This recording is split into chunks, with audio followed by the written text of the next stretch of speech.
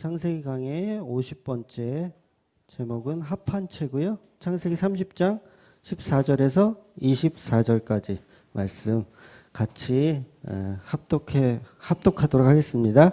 시작.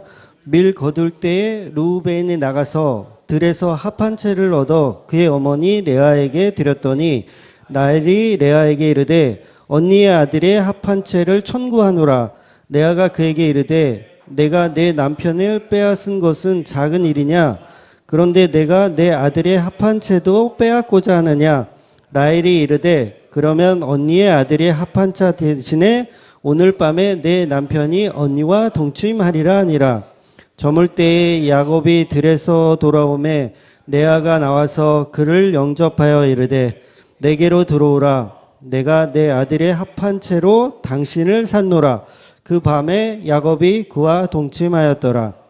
하나님이 레아의 소원을 들으셨으므로 그가 임신하여 다섯째 아들을 야곱에게 낳은지라. 레아가 이르되 내가 내 시녀를 내 남편에게 주었으므로 하나님이 내게 그 값을 주셨다 하고 그의 이름을 이사갈이라 하였으며 레아가 다시 임신하여 여섯째 아들을 야곱에게 낳은지라. 레아가 이르되 하나님이 내게 후한 산모를 주시도다. 내가 남편에게 여섯 아들을 낳았으니 이제는 그가 나와 함께 살리라 하고 그의 이름을 스불론이라 하였으며 그 후에 그가 딸을 낳고 그의 이름을 디나라 하였더라. 하나님이 라헬을 생각하신지라. 하나님의 그의 소원을 들으시고 그의 태를 여셨으므로 그가 임신하여 아들을 낳고 이르되 하나님이 내 부끄러움을 씻으셨다 하고 그 이름을 요셉이라 하니 여호와는 다시 다른 아들을 내게 더하시기를 원하노라 하였더라. 아멘. 여러분에게 제가 이제 도화지 한 장을 이렇게 다 나누어 드리고 색연필도 이렇게 나누어 드리고 거기다가 하나님을 그려보라 라고 질문을 한다면 여러분들은 어떻게 그리시겠어요? 한번 상상을 한번 해보세요. 제가 지금 여기서 수련회다 생각하고 도화지 한 장씩 다 나눠주고 하나님을 그려보십시오 라고 했어요. 과연 어떤 그림을 그려내실지 잠깐 한번 스스로 상상해 보시고 말은 하지 마세요. 창피하니까. 그 출애굽기에서 그 이스라엘 백성들은 그 도화지에 뭘 그렸냐면 소를 그렸어요. 소를 그려서 그게 이제 황금 송아지 사건 아시죠? 그러니까 도화지에 소를 그린 거예요. 소를. 이게 우리를 출애굽한 하나님이다. 그래서 소를 그렸어요. 자, 우리는 어떤 그림을 그려놓는 게 맞을까? 그런 질문을 스스로에게 한번 던져보고요. 그 하나님의 자리에 어떤 사람들은 그렇게 소를 그려놓기도 하고 또 어떤 사람은 용을 그려놓기도 할 거예요. 용. 그리고 불교인이나 태국인들은 코끼리를 그려놓습니다. 코끼리를 굉장히 신성시하고 숭배하기 때문에 코끼리를 그려놓아요.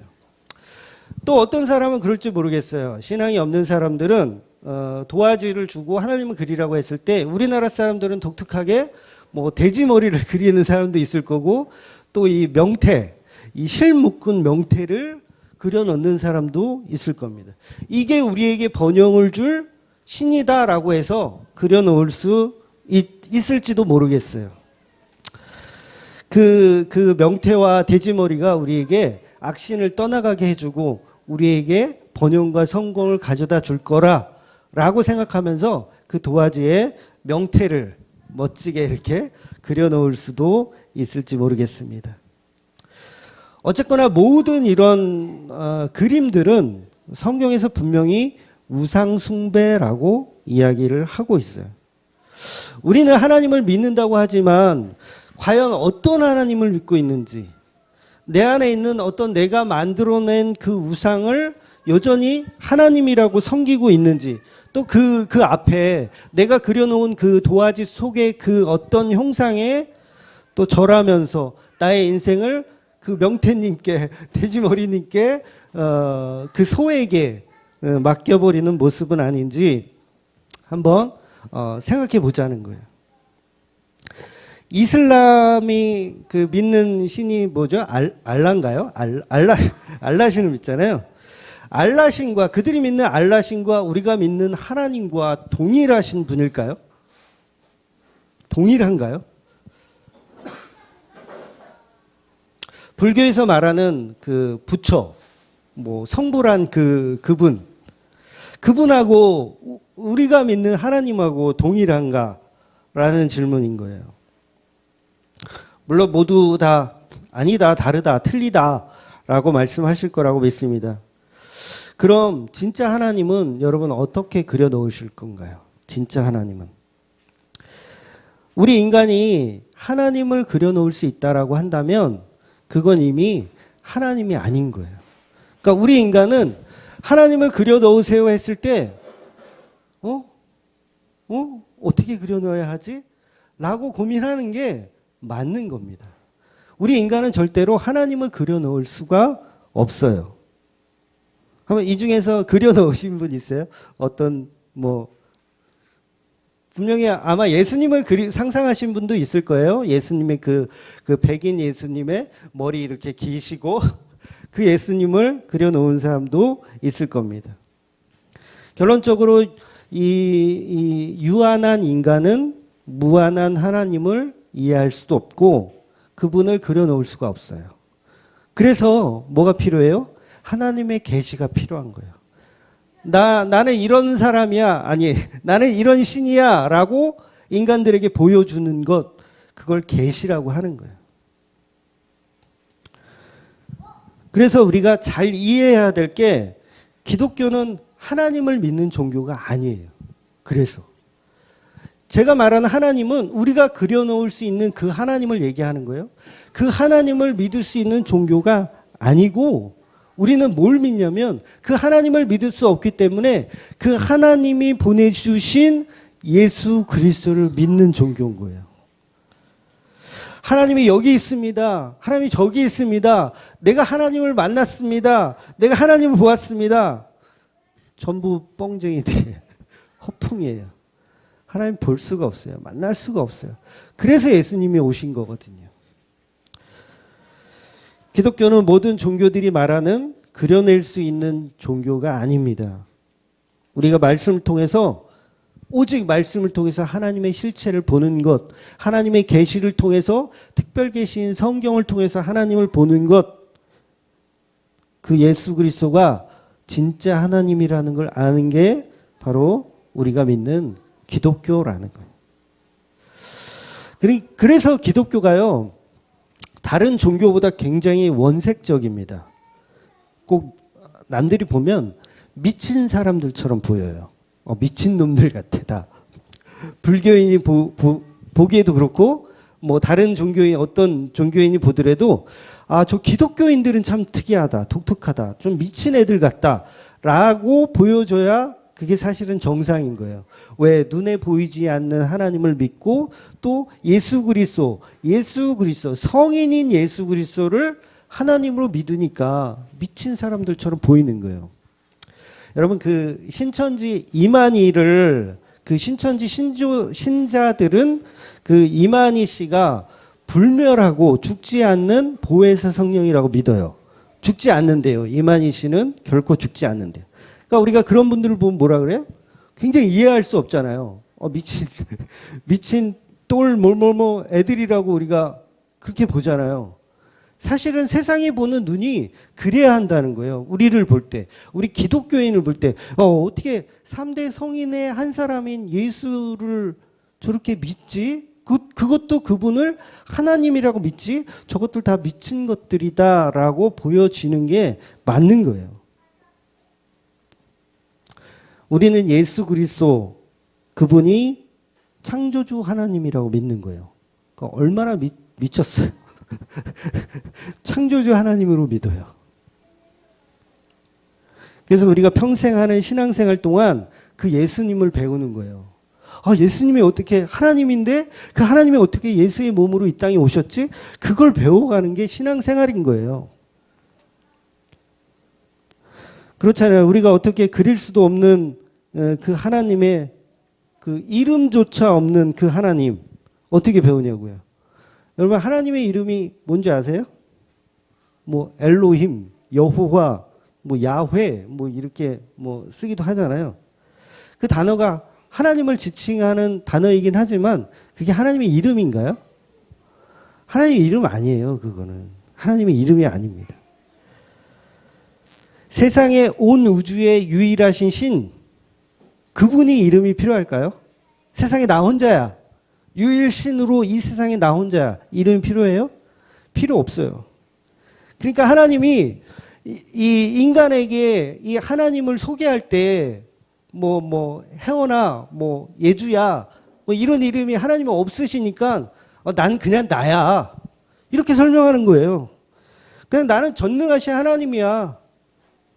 나는 온 천지를 만드신 그냥 창조주야. 그렇게밖에 설명할 수가 없는 거예요. 나는 나다. 에고 에이미라고 그러잖아요. 에고 에이미. 난 나야. 난 그냥 스스로 있는 자야. 이름이 아니에요. 설명해주고 있는 거지. 그러니까 이름이 없으니까 그냥 그분은 그분이야 라고 이야기하는 거예요. 그러니까 우리가 도화지에 그려놓을 수 있는 하나님이 아니라는 거예요. 우리가 이해할 수 없는 창조주 하나님이라는 거죠. 그래서 성경은 하나님을 표현할 때 또 이렇게 표현해요. 아브라함의 하나님, 이삭의 하나님, 야곱의 하나님. 헷갈리니까 하나님이 너무 많아. 무슨 놈의 인간 세상에는 하나님이 그렇게 수도 없이 많은지 모르겠어요. 그냥 풀어놓으면 막 그냥 신을 만들어 제끼는데요. 옛날에 그 로마 시대에 보면 얼마나 신이 많아요. 무슨 제우스, 포세이돈, 별의별 신을 다 만들어놔요. 그러니까 너무 많아. 그래서 하나님이 아브라함의 하나님, 이삭의 하나님, 야곱의 하나님이라고 그렇게 표현하는 거예요. 가짜가 너무 많다는 얘기죠. 십계명의 그 3계명이 뭐냐면 하나님의 이름을 망령되이 일컬지 말라예요. 그게 무슨 뜻이겠어요? 하나님의 이름, 예를 들어서 저희 아버지 이름이 이대용인데 제가 이대용 씨 막 이러면 그게 망령되이 일컫는다는 그런 의미인가요? 그런 의미가 아니에요. 하나님의 자리에 또 다른 하나님을 넣지 말라는 거예요. 하나님의 자리에 하나님의 이름, 하나님 그 자리에 또 다른 무언가를 그려놓지 말라는 얘기예요. 제3계명은 하나님의 이름을 망령되이 일컬지 말라. 이해하시죠? 그 망령됨을 하나님의 그 자리에 막 소를 그려놓고 막 돼지 머리를 그려놓고 명태, 실감은 명태를 그려놓고 그런 망령되이 일컫는 짓을 하지 말라는 거예요. 수많은 가짜 하나님들 때문에 예수 그리스도 그 하나님이 성육신 하셔서 지구상에 있는 모든 그 우상들은 가짜라는 것을 확인시켜 주신 거예요. 예수가 이 땅에 오시면서 이 모든 신들은 다 가짜야 라고 말씀하시는 거예요. 내가 성전이고 내가 안식일이야. 내가 유월절의 주인이고 내가 모든 죄를 사할 수 있는 그 유일신이 바로 나야. 에고 에이미가 바로 나야 라고 예수님께서 이 땅에 오셔서 설명하는 거예요. 우리는 그분을 믿는 거죠. 그 예수 그리스도를 믿는 거예요. 다른 어떤 거를 믿는 게 아닙니다. 하나님 열심히 믿는 게 아니라니까요. 하나님은 믿을 수가 없어요. 우리는 하나님 믿는 게 아니라 예수님을 믿는 거예요. 예수님. 예수님 믿는 게 곧 하나님 믿는 게 되는 거예요. 예수가 없는 하나님은요, 그냥 우리가 그려놓은 어떤 도화지 속 우상이라니까요. 그러니까 헷갈리시면 안 돼요. 우리 기독교인들은 툭하면 하나님이 뭐 어쩌고 저쩌고, 꿈의 하나님이 어쩌고, 꿈의 하나님이 어쩌고 그러는데 아니에요. 하나님은 그렇게 일하시는 분이 아닙니다. 우리가 만들어낸 우상에 불과한 거예요. 예수가 아니면 하나님을 설명할 수가 없습니다. 그래서 하나님은 물리적 존재로 우리가 인식하기 때문에 성경에 하나님을 잘 설명하고 있는 거예요. 하나님은 말씀이야. 하나님은 물리적 어떤 존재가 아니고 말씀이야. 그 말씀이 육신되어 이 땅에 오셨어라고 성경이 계속 그 얘기하는 거예요. 하나님은 어떤 물리적인 모습이 아니고 그냥 말씀 자체야 라고 설명하는 거죠. 천지창조 누가 했어요? 말씀이 하신 거예요. 말씀이. 천지 창조를 말씀이 하신 거예요. 우리 말씀 하나 볼게요. 요한복음 1장 14절 시작. 말씀이 육신되어 우리 가운데 거하심에 우리가 그 영광을 보니 아버지의 독생자의 영광이요 은혜와 진리가 충만하더라. 하나님은 곧 말씀이고 그 말씀은 곧 예수 그리스도입니다. 그래서 하나님을 믿는 사람들은 불교처럼 하나님의 상을 만들면 안 돼요. 어떤 형상을 만들면 안 됩니다. 왜 그 예수 그리스도 이렇게 그 성화라 그러죠? 예수 그리스도 얼굴이 있는 것. 그런 거에다가 막 절하고 어떤 분들은 그 교회에 딱 오면 이 십자가 이거 딱 보면서 이렇게 합장하시는 분들도 제가 봤어요. 딱 들어오자마자 십자가 딱 보이니까 이렇게 합장을 딱 그런 거 하지 말라는 얘기예요. 그러니까 천주교회도 이제 마리아상 앞에서 이렇게 기도하잖아요. 그런 거 하지 말라는 거예요. 전부 토속적인 잘못된 신앙인 거예요. 하나님은 형상이 없으시기 때문에 그런 가치가 필요가 없어요. 하나님 그거 받으시는 분이 아니라는 거죠. 이건 그냥 나무예요. 나무. 그냥 예수님의 십자가를 한번 이렇게 생각할 수 있는 도구에 불과한 거지 여기에 힘이 있는 게 아닙니다. 이거 만진다고 뭐 아들을 낳는 것도 아니고요. 이거 갈아 마신다고 아들을 낳는 거 아니에요. 근데 우리는 그쪽으로만 너무 이게 촉이 발달돼 있어가지고 막 그렇게 하는 거예요. 왜 그런 얘기 있잖아요. 일제 강점기 때 또 6.25 때 예수쟁이 그 죽인다고 할 때 예수 사진 보여주고 그 앞에 절하고 아니 그 앞에 침 뱉고 지나가거나 뭐 밟고 지나가면 뭐 살려준다. 막 그래갖고 이제 그거 거부한 사람 막 순교시키고 막 그랬잖아요. 근데 그 사진은요 진짜 예수 그리스도가 아니에요. 제가 무슨 얘기를 하려고 하는지 잘 이해하고 들으세요. 예수님은 우리 정신과 마음 속에 계신 분이지 어떤 물리적인 형상 안에 들어 계신 분이 아닌 거예요. 그 사진에 침 뱉고 지나간 사람 저는 욕하면 안 된다고 생각해요. 욕하면 안 돼요. 오히려 신학적 수준이 굉장히 높은 사람인가 보다라고 이해하는 게 더 나은 거예요. 그러니까 나는 침 뱉지 않았으니까 난 대단한 사람이야. 이게 더 나쁜 거라니까요. 제가 학생 때 그 문학의 밤 이런 거 했거든요. 이제 요새는 그런 문화가 없는데 옛날엔 있었어요. 그래갖고 문학의 밤 하면 막 찬양도 하고 학생끼리 막 이렇게 막 율동도 준비하고 댄스도 준비하고 또 이제 하이라이트가 이제 연극이었어요. 연극, 성극. 그때 제가 지금도 기억이 나는데 어떤 연극을 했냐면 고 주기철 목사님 생애에 대한 연극을 했어요. 그래가지고 그 연극이 어떤 내용이냐면 주기철 목사님이 이제 일본 놈들한테 이제 막 고문당하고 그래서 이제 예수 부인하면 살려주겠다. 근데 끝까지 주기철 목사님 부인하지 않으시고 순교당하는 내용을 이제 성극으로 만든 거예요. 근데 제가 이제 그 주기철 목사 역을 제가 했어요. 제가 연기가 좀 됐습니다. 그래서 이제 그 소품을 만드는데 그 주기철 목사님의 그 하이라이트가 뭐냐면 모판 위를 걸어가는 장면이 있어요. 그러니까 주기철 목사님이 그 이제 끝까지 저항을 하시다 그 일본 놈들이 너 그런 모판 위를 걸어가라. 너가 믿는 하나님이 정말 저거 하면 모판 위를 걸어가라 하셨어요. 그래서 그 모판 위를 걸어가는 장면을 연출해야 되기 때문에 제가 소품을 직접 만들었어요. 그러니까 큰 이 나무에다가 못을 굉장히 촘촘히 박았어요. 촘촘히 박고 물론 거꾸로 박았죠. 촘촘히 거꾸로 박고 이 정도면 지나갈 수 있겠지. 연극 소품이니까. 근데 해봤는데요. 도저히 못 지나가요. 아무리 촘촘하게 박아도 이게 발이 너무 아파서 그냥 이렇게 딛지도 못하겠는 거예요. 그래서 결국은 어떻게 했냐면 막 신발 이 양말 속에 그 깔창 한 3겹 4겹 끼고 해봤는데도 아파요. 도저히 연출이 안 되는 거예요. 그래서 결국은 어떻게 했냐면 중간중간에 발을 디딜 공간을 이렇게 확보를 했어. 그래서 그 사이사이로 걸어가야지 생각하고 그렇게 연극을 했었던 기억이 있어요. 이 연극 속에서 주기철 목사님의 이 생애 중에서 우리가 반드시 알아야 할 건 뭐냐면, 이 주기철 목사님께서 그 사진에 침 뱉고 지나가면 용서해 준다고 했을 때 주기철 목사님이 거부한 것은 그 사진 안의 형상을 거부하신 게 아니에요. 내 마음속에 있는 하나님과 예수 그리스도를 거부하지 않은 거지 그 형상 속의 하나님을 거부하지 않은 거예요. 그러니까 우리는 그렇게 오해해요.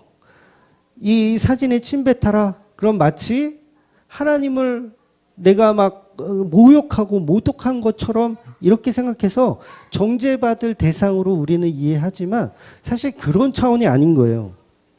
우상은요, 어떤 만들어진 형상에 절하는 것 그 자체가 문제가 되는 게 아니라 내 마음이 그 형상 안에 들어있으면 내가 그려버리면 그게 더 큰 문제라는 거예요.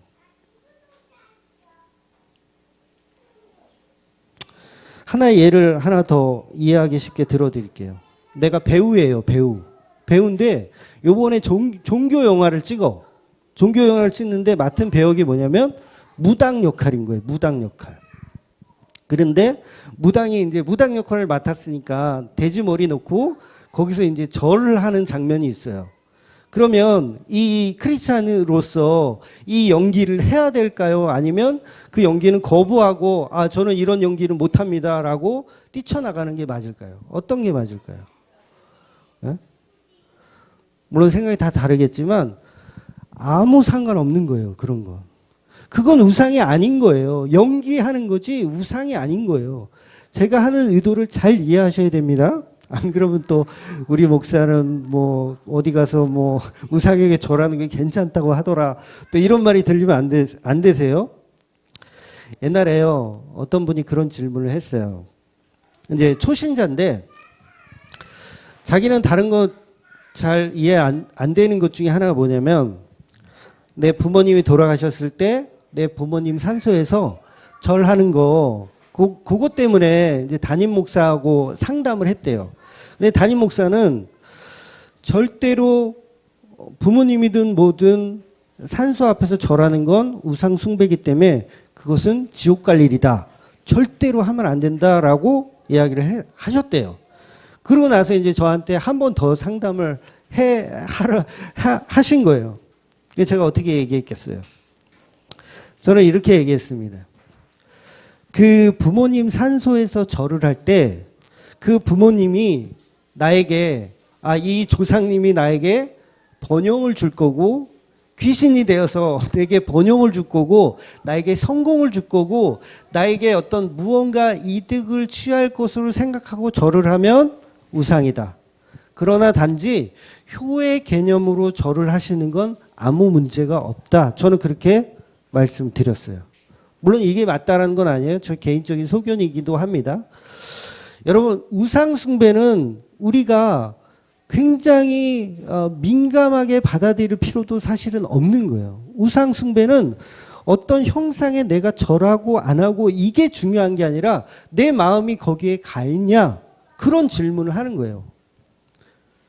저는요 오히려 그 장로교 측에도 이게 반으로 나뉘어진 이유가 그 신사참배를 했던 분들 그다음에 안 했던 분들 이렇게 나눠져요. 근데 신사참배를 안 했던 분들의 태도가 저는 굉장히 마음에 안 듭니다. 저것들은 다 가짜 목사들이고 우리는 진짜야. 우리는 신사참배 안 했거든. 막 이런 태도가 저는 굉장히 마음에 안 들어요. 왜냐하면 여러분 신앙이 아니라도 신념으로도 순교는 할 수 있어요. 잘 이해하셔야 돼요. 이슬람이 테러 자살 집단이 있어요. 그 사람들은요 순교하는 거예요. 자기네들 말에 의하면 순교하는 거예요. 자살 폭탄 테러 이렇게 폭탄 가지고 이렇게 죽어요. 그럼 순교하는 거예요. 자, 이게 하나님에 대한 신앙인가요, 여러분? 아니에요. 이건 신념이라고 하는 거예요. 신념. 이 신념이 얼마나 무섭냐면요. 내가 공산주의예요. 이 공산주의의 건설을 위해서 내 아버지 엄마도 죽창으로 찔러 죽이는 게 공산주의 신념이에요. 이해하세요? 그러니까 무조건 순교라고 해서 그 사람이 믿음이 뛰어나다라고 볼 수 없다라는 거예요. 무엇을 믿고 순교했냐? 그게 더 중요한 거예요. 그러면 신사참배한 사람들이 이럴 수 있잖아요. 믿음은 없지만 쪽팔려서 소위 내가 그래도 목사인데 내가 10년, 20년 내가 목사질을 해먹었는데 마지막 이 순간에 뭔가 좀 배신하면 이거 아닌 것 같아. 그냥 여기서 죽자. 신념으로 죽는 거예요. 그런 사람들에게 박수를 쳐줄 필요가 없는 거예요. 물론 어떤 사람이 그런 삶을 살았는지는 우리는 모르지만 하나님만 아시겠지만 제가 하는 얘기는 모든 순교자가 다 하나님을 위한 순교를 했다라고 볼 수 없다라는 거죠. 그러니까 뭐예요? 그 예수 그리스도의 형상 앞에 침 뱉고 지나간 사람을 욕하면 안 되는 거죠. 신사참배 안 했으니까 나는 진짜고 너네들은 다 비겁한 가짜야 라고 얘기하는 건 어리석은 거예요. 그럼 베드로 보세요. 베드로. 침 뱉고 욕하고 쌍욕하고 지나간 거예요. 베드로로 치자면. 그런데 너는 가짜야. 너는 예수 믿을 자격도 없어. 이렇게 말하는 인간들은 뭐냐고요. 비성경적인 거예요. 비성경적인 거. 오히려 더 보듬어 줘야죠. 괜찮아. 나도 무서웠어. 나도 거부하긴 했지만 나도 사실 무서웠어. 이러면서 보듬어 주는 게 진짜라는 거죠. 근데 서로 그 믿음이 마치 하나님을 만난 양, 하나님을 보호한 양 그렇게 거만을 떨면 안 되죠. 진짜 믿음으로 순교한 사람들의 얼굴에 먹칠을 하는 겁니다. 그건. 그래서 믿음은 우리 안에 발동되어지지 않는다 그래요. 신념은 우리가 만들어낼 수 있습니다. 진짜 그래요. 이 순간 공산당이 딱 쳐들어와가지고 총을 겨눴을 때 저는 순간 여기서 내가 나를 부인하면 이거 성도들이 나를 볼 때 뭘로 보겠어. 이거 그냥 내 인생 여기서 쪽내자. 이 신념이라고요. 신념. 오히려 진짜 믿음은 보이지 않는 하나님 앞에 내가 어떻게 해야 되나 이걸 고민해야 되는 게 맞는 거예요. 왜 그 록음악 하시는 분들 있잖아요. 락 음악 하시는 분들이 저도 락을 좋아했었던 때가 있는데 록이 뭐냐 질문했을 때 저는 이렇게 얘기해요. 록은 정신이다. 조금 생뚱맞나요? 록은 어떤 음악의 장르가 아니고 콩나물 대가리가 몇 개고 쉼표가 몇 개고 이게 아니고 록은 정신이다. 어떤 정신? 자유, 반항, 저항 이런 정신이다. 록은 이해가 되셨으면 좋겠어요. 하나님은 보여지는 게 아니라 우리가 물리적으로 이렇게 보고 느끼고 하는 게 아니라 정신이라는 거예요. 마치 록 음악처럼 록 음악은 어떤 콩나물 대가리가 몇 개고 뭐 어떤 조건과 이유가 있는 게 아니라 록의 정신, 자유. 하나님은 그런 분이라는 거예요. 우리 정신과 세계관, 우리를 지배하시는 그 보이지 않는 어떤 형상, 그거라는 거죠. 오늘 본문에서 그 하나님을 대신하는 그림이 하나 더 그려져 있어요. 그게 뭐냐면 합판체라는 그림이에요. 합판체가 뭐냐면 그 지중해 연안에 서식하는 식물입니다. 식물인데 이 식물은 제가 이제 네이버 치시면 이제 어떻게 생겼는지 보실 수 있어요. 네이버 치시면 쉽게 볼 수 있고 뿌리는 약간 좀 배춧잎처럼 이렇게 생겼고, 잎사귀는 배춧잎처럼 이렇게 생겼고, 뿌리는 마치 인삼 두 개가 이렇게 엉켜 있는 모습처럼 보여요. 그래서 그거를 합판체라고 하는데 이 합판체에는 독특한 기능이 있어요. 어떤 기능이 있냐면 약간 마취 효과도 있고 그 다음에 그걸 뭐라 그러죠? 그 성욕을 이렇게 돋구어주는 그걸 뭐라 그러지? 이거 갑자기 생각이 안 나네. 체험 효과가 있다 그래요. 체온 효과가 있고 그래서 수태를 할 수 있는 효과가 있는 것으로 알려져 있었대요. 그 당시 그게 뭐 민간요법인지 아니면 정말 의학적인 어떤 성분이 있는지는 거기까지는 제가 잘 모르겠고 그런 수태를 할 수 있는 능력을 가진 약초인 거예요. 그러니까 이 약초를 큰아들 루벤이 들에 나갔다가 그거를 캐온 거예요. 들에 나갔다 캐온 거예요. 그래서 이거를 자기 엄마 큰 언니죠. 큰 언니 레아에게 주려고 가져왔더니 동생 라헬이 그걸 본 거예요. 합한채를. 그래서 오 합한채네. 원래 귀하게 여겼던 거니까 합한채네. 그리고 또 이 라헬은 아기가 없었기 때문에 그 합한채를 나 달라고 요구를 하는 거예요. 그 장면이에요. 오늘 본문 장면은. 그랬더니 이 언니가 이제 화를 내죠. 야, 너는 내 남편도 뺏어가고 이 합한채까지 우리 아들의 합한채까지 뺏어가려고 그러냐? 막 그랬더니 이 동생 라헬이 그러면 내 남편을 언니하고 잠자리를 할 수 있게 내가 줄 테니 합한채는 나를 달라. 이렇게 얘기하는 거야. 이 라헬의 행동은 지금 도화지에 합한채라고 하는 우상을 그려놓은 거예요. 분명히 야곱은요, 하나님의 약속의 언약을 받은 사람입니다. 그래서 사닥다리를 보여주면서 내가 너에게 복을 주겠다고 얘기한 사람이에요. 그러면 이미 하나님의 어떤 은혜와 축복은 이미 예비되어 있는 거예요. 그럼에도 불구하고 지금 하나님의 그 약속은 무시하고 자기는 아기를 가져야 돼. 아기를 가져야 돼. 아기를 갖기 위해선 하나님의 은혜가 필요한 게 아니라 합한채가 필요하다라고 느끼는 거죠. 잘못되어 있는 거예요. 잘못되어 있는 거. 우리 기독교인들이 이런 신앙생활을 하고 있는 사람들이 너무 많습니다. 현재도 그래요. 그 나중에 나오지만 이 왜 라헬이 이제 집에서 가출할 때 드라빔이라고 하는 이 조각을 훔쳐 갖고 나와요. 아버지 거를. 근데 이 드라빔이 뭐냐면 이게 각 집안에 하나씩 있었던 우상 같은 겁니다. 우상. 그런데 이 라헬은 그것도 가지고 도망쳐 나와요.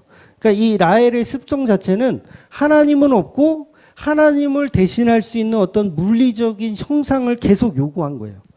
그게 오늘 합한채이기도 하고요. 그러니까 우리가 신앙생활을 하다 보면 굉장히 하나님의 은혜를 간구하고 하나님의 그거를 느껴야 되는데 하나님의 정신과 하나님의 세계관을 느껴야 되는데 계속 물리적인 어떤 거를 원해요. 여러분 그 기도원 들어가서 막 미친 듯이 방언하고 막 입신 들리고 막 장풍 맞고 막 하나님 만난 것 같죠. 그게 그렇잖아요. 솔직하게 뭐 입신 들리고 막 그런 거 보신 적 있으세요? 아마 못 보신 분도 있을 텐데 진짜 막 거품 흘리고 막 쓰러지고 막 그래요. 기도원 같은 데 가면 진짜 그럽니다. 근데 그게 진짜 하나님 맞는 것 같아요. 하나님 맞는 거. 사람들은 다 그렇게 느낍니다. 근데요, 그 모든 것은 다 합한채와 똑같아요.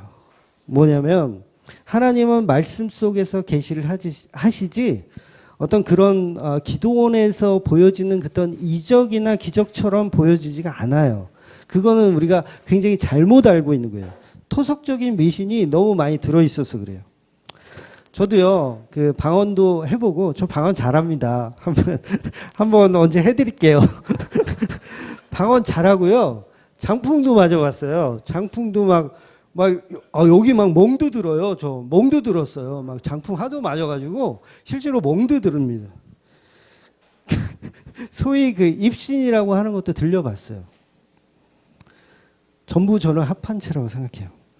그 합한채의 성분에 뭐가 있냐면 마취제, 마취 효과가 있어요.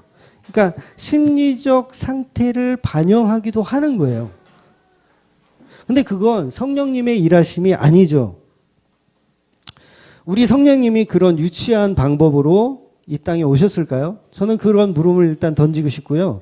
성령님이 하시는 일은 뭐냐면 어떤 그런 방언이나 은사를 하기 위해서 이 땅에 오신 게 아니라 예수 그리스도의 십자가 은혜를 깨닫게 하기 위해서 성령님이 지금 이렇게 돌아다니고 계신 거예요. 어떤 놈을 내가 거품 물고 쓰러지게 할까 이렇게 보고 있는 게 아니라 어떻게 하면 예수 그리스도의 십자가를 믿을 수 있게 해줄까? 누구에게 선물을 줄까? 이러고 있으신 거예요. 여러분 그 굿하는데 가보신 적 있으세요? 막 이렇게 막 깽가리 치고 막 징 치고 막 그러면서 막 춤추고 뭐 방울 갖고 막 흔들고 막 1시간 2시간 막 그걸 해요. 파주도 시골이라 제가 어릴 때 가끔 그런 걸 목격했던 것 같아요.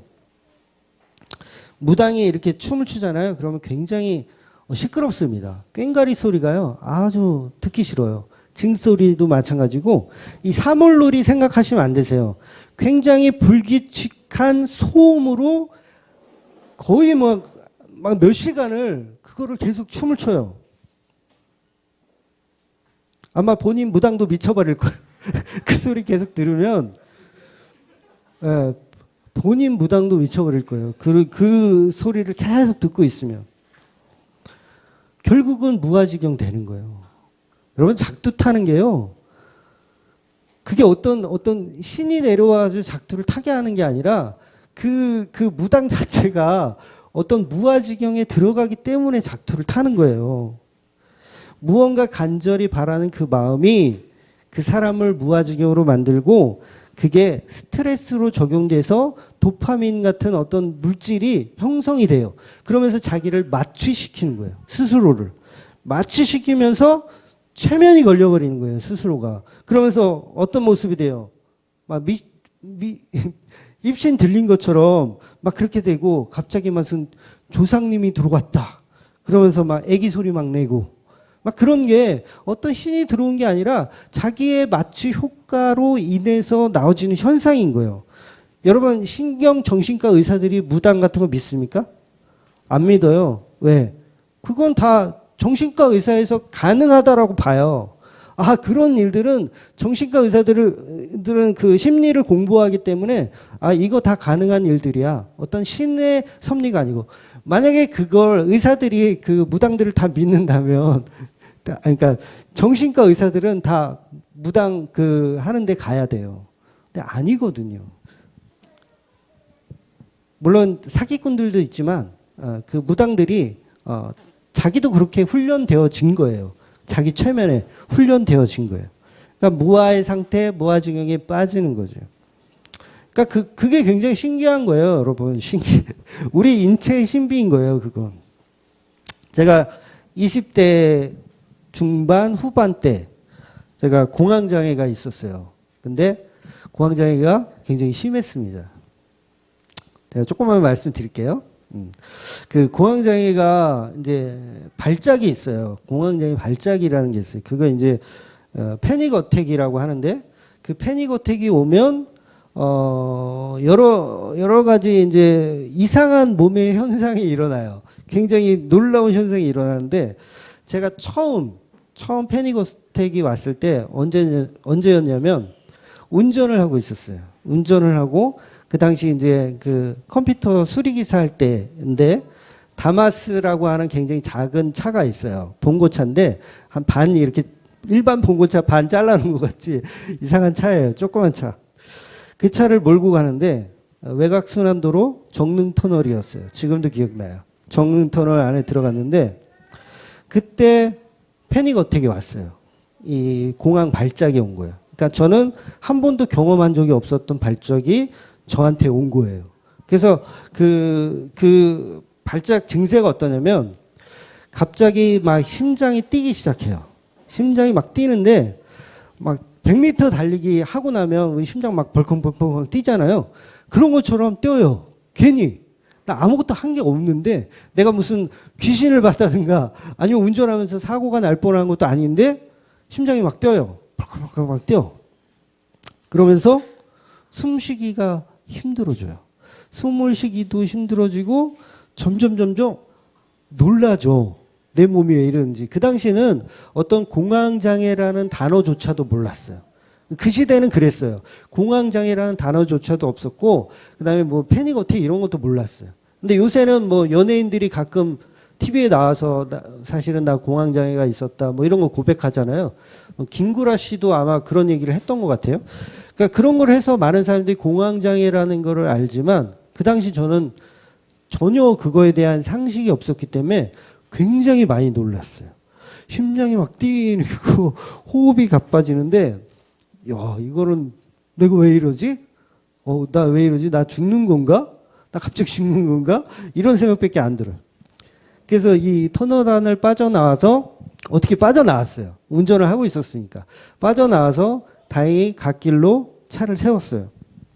그러고 나서 이제 그 주위에 있던 그 주차되어 있던 차가 있었거든요. 그래서 도움을 청했는데 이 증상이 얼마나 심하냐면요. 이게 손발이 다 오그라들어요. 이렇게. 그러니까 마치 뇌성마비 환자들처럼 이렇게 막 오그라듭니다. 그리고 목도 못 가눠요. 이렇게 막. 거의 간질 증상하고 똑같아요. 간질 증상보다 더 심했던 것 같아요. 내 느낌은. 그래서 아, 난 죽었구나. 뭐 그 생각밖에 안 나죠. 아, 죽었구나. 그런데요. 일단은 어떻게 해서 병원까지 갔어요. 병원까지 누가 도와줘가지고 병원까지 갔어. 그래서 병원에 가서 이제 병원에 가서 이제 의사가 이제 응급처치를 했죠. 응급처치하는 법이 또 있더라고요. 막 이게 비닐 얼굴에다 씌우고 막 이게 그 이제 과호흡 방지하려고 막 비닐 씌우고 막 하여튼 그런 걸 하고 이제 끝나고 나서 이제 의사 선생님이 심전도 검사, 피 검사, CT를 찍었는지 CT도 아마 찍었던 것 같아요. 아니 별의별 검사를 다 했는데 정상으로 나와요. 정상으로 나와. 아무 문제가 없는 걸로 나와요. 그러니까 의사가 뭐라고 하냐면 요새 스트레스 받는 일이 있었냐고 그거를 물어보더라고. 그래서 스트레스 받는 일은 많다. 늘 많다. 제가 무슨 얘기를 하려고 하는 거냐면 우리 인체는요. 아무런 병이 없음에도 불구하고 그런 현상이 일어날 수 있다라는 거예요. 그러니까 여러분 기도원 가서 막 입신 들렸다고 막 거품 물고 쓰러지는 거 그거 그냥 심리적인 효과예요. 그게 어떤 진짜 하나님이 거기에 들어가셔서 일하시는 게 아니라 그건 누구나 올 수 있는 거예요. 그래서 이 패닉 어택은요, 습관성입니다. 습관성. 이게 한 번 오면 또 와요. 이게 끝나는 게 아니라 한 번 오고 끝나는 게 아니라 또 옵니다. 제가 처음에 왔을 땐 굉장히 심해서 거의 1시간을 그 패닉 어택이 왔거든요. 근데 보통은 한 5분에서 10분? 요 정도면 된다 그래요. 근데 저는 이제 경험이 없어서 그랬는지 굉장히 심하게 왔었던 거예요. 그러니까, 기도원에도 마찬가지죠. 막 2시간씩, 3시간씩 똑같은 노래.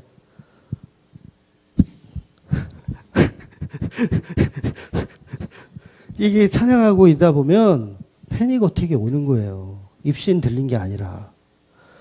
그거 가지고 아이고 나는 방언 받았네. 아이고 나는 입신 들렸네.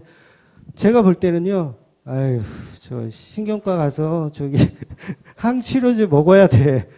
습관성이에요. 기도원 가서 입신 들리는 사람은요. 늘 입신 들려요. 그 사람은. 한 번 오고 끝이 아니에요. 습관성으로 또 가면 또 걸려요. 제가 말씀을 준비했어요. 네, 한번 같이 읽어보도록 하겠습니다. 시작.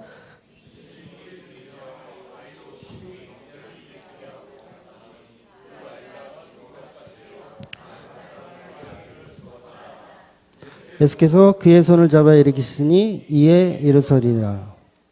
자, 이 말씀 속에 굉장한 복음이 들어있어요. 복음이. 우린 단순하게 그냥 귀신 쫓아낸 사건을 예수님께서 하셨나 보다 이렇게 생각하는데 굉장히 복음적인 내용이 들어있습니다. 그게 어떤 내용이냐면 그 아이가 죽은 것 같이 돼요. 이 말씀이 굉장히 중요한 거예요. 죽은 것 같이 돼요. 그러니까 보통은 예수님께서 치료를 해주시고 나면 기뻐 뛰며 즐거워하며 그게 전형적인 패턴이었는데 지금 여기 귀신을 쫓아내는 장면에서는 죽은 것처럼 보여져요. 죽은 것처럼. 그리고 예수님께서 손을 잡고 일으키실 때 살아나는 거죠. 자, 이게 어떤 공황장애든 진짜 귀신이 들렸든 그건 중요하지 않은 거예요. 예수님께서 이 소녀에게 했던 이 팩트는 죽은 것처럼 되어지고 이렇게 세웠다라는 거예요. 여러분, 우리가 예수님을 안 믿는 사람들을 성경은 모두 귀신 들린 자라고 이야기를 하는 거예요. 그러니까 귀신 들렸다라는 게 어떤 그 전설의 고향 우리가 개념이 있어가지고 귀신 그러면 무슨 피 뚝뚝 흘리고 막 소복 입고 막 이렇게 하는 것만 귀신이라고 생각하는데 절대 그런 게 그런 것만 귀신이 아닌 거예요. 신명기 32장 17절에 보면 아마 말씀이 있을 거예요. 잘 들어보세요. 그들은 하나님께 제사하지 아니하고 귀신들에게 하였으니 곧 그들이 알지 못하던 신들 근래에 들어온 새로운 신들 너희의 조상들이 들어오지 아니하는 것들이로다. 그러니까 귀신을 뭐라고 정의하냐면 우상으로 정의한다는 거예요. 우상. 어떤 사람에게는 이 십자가가 귀신일 수 있어요. 이 성경책이 귀신일 수 있어요. 성경책을 차 위에 본네트에 올려놓고 이 성경책이 교통사고 안 나게 지켜주실 거야 라고 하면 그게 귀신인 거예요. 나는 내 십자가를 목걸이에 이렇게 걸고 다니면 하나님이 나를 보호해 주실 거야, 지켜주실 거야 라고 하면 이 십자가가 귀신인 거예요. 이해가 되세요? 그러니까 이 귀신의 개념은 우리가 굉장히 하나님의 그 말씀적으로 접근을 해야지 우리가 알고 있는 그 전설의 고향으로 이해하면 안 돼요. 그래서 마가복음 9장에 이 병자 치유를 볼 때도 귀신이 쫓아냄의 팩트가 있는 게 아니라 그 이후의 반응에 있는 거예요. 그러니까 우리가 모두 귀신 들린 자들이잖아요. 예수 안 믿으면 다 귀신 들린 자들이에요. 그러면 그 귀신 들린 자들이 어떻게 해야 돼요? 죽어야 돼요. 귀신 들린 자가 죽어야 돼요. 그러면 그 귀신이 빠져나가는 거예요. 죽으면 빠져나가요. 그러면 예수님이 이렇게 세우는 거예요. 그때. 그러니까 귀신이 우리 안에 늘 있는 거죠. 그게 피 흘리는 그런 귀신이 아니라 내가 만들어낸 도화지 속 그 귀신이 우리 안에 계속 있는 거예요. 그러니까 세상의 사람들이 창문 열면 지금 주일인데 예배 안 드리고 돌아다니는 모든 사람들은요, 그 안에 자기가 만들어 놓은 귀신하고 같이 다니는 거예요. 자기가 만들어 놓은 귀신하고. 죽어야 돼요. 그 사람이 죽어야 돼요. 여러분, 우리는 예수를 믿지 못하는 우리 모두는 귀신 들린 자가 맞습니다. 라고 시작하는 게 신앙생활인 거예요. 나 귀신 들린 생활 그동안 많이 했습니다. 그리고 여전히 우리는 예수 믿고 하나님 믿는다고 하지만 여전히 하나님보다는 내가 만든 합한체, 드라빔, 그것을 의지하고 하나님 무시해요. 그게 뭐예요? 귀신 믿는 삶을 여전히 살고 있는 거예요. 그러니까 하나님의 말씀으로 그 귀신이 떠나가면 우리는 죽은 자가 되는 거예요. 귀신이 떠나가면 이제 죽은 자가 되는 거예요. 그 귀신을 기도와 말씀으로 쫓아내는 겁니다. 결국 예수를 믿는 게 귀신을 쫓아내는 거예요. 예수를 믿는 게 귀신을 쫓아내는 거예요. 합한 채 저리 치워. 난 그런 거 필요 없어. 난 하나님의 언약을 믿어. 난 하나님의 약속을 믿지 그깟 합한 채의 어떤 마취 효과를 인해서 내가 막 수태하고 난 그런 거 원치 않아. 그 길로 가시라는 거예요. 우리 믿는 사람들은 그 길로 가야 된다는 거예요. 정말 무서운 귀신은 우리가 거품 물게 하고 막 쓰러지게 하고 장품 맞게 하고 막 그런 게 아니에요. 하나님을 못 믿게 하는 귀신이 정말 무서운 거예요. 하나님을 못 믿게 하는 귀신. 그 귀신이 뭐예요? 외부에 있는 게 아니라 나야 나. 내가 만들어내는 거예요. 그 귀신은. 하나님 못 믿게 하려고 내가 만들어내는 거예요. 예수님을 부정하는 나 자신이 사탄이고 귀신인 거예요. 또 아무데나 가서 이 사탄아 귀신아 그러지는 마시고,